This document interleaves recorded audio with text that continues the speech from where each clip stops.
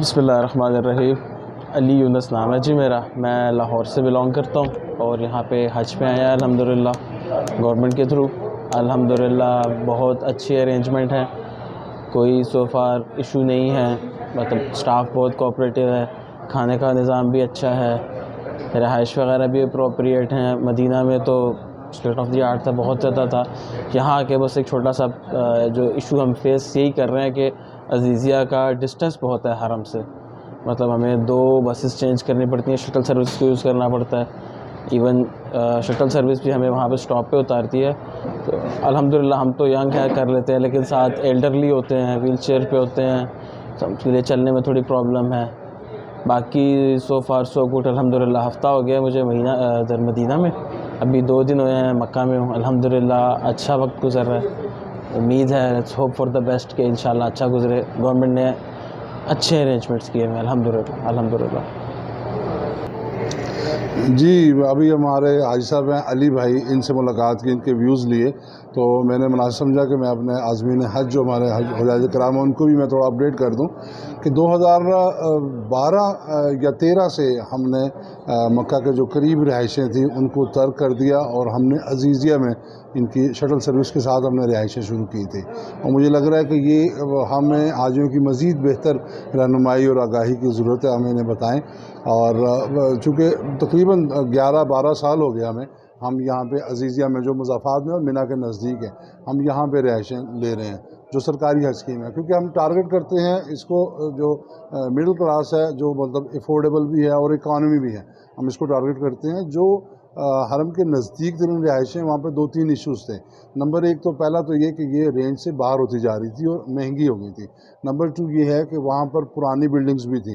अगर आप main road से हट के गलियों में जाएँ तो वो बंगाली महल्ला वगैरह, वहाँ पे पुरानी बिल्डिंग्स थी, वहाँ पे काफ़ी ज़्यादा इश्यूज़ थे।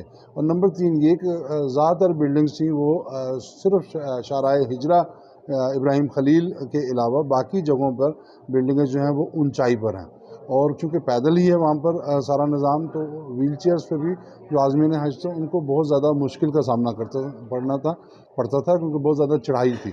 तो उसके लिए फिर यही कि बजट के अंदर रहते हुए जो बेहतरीन हमें लगा, अजीज़िया पहला इलाका था जहाँ पे पाकिस्तान ने यहाँ पर पायनियर था, तो इसको आकर आबाद किया।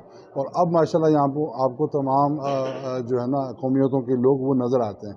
तो यहाँ पे उसको काउंटर करने के लिए हमने शटल बस सर्विस का आगाज़ किया, जो राउंड द क्लॉक यहाँ पर मौजूद होती है और आपको हरम तक लेके जाती है। जी बिल्कुल, शटल सर्विस है और बीच में आपको एक वो शटल सर्विस आपको 2 बसें एक बस बदलनी पड़ती है।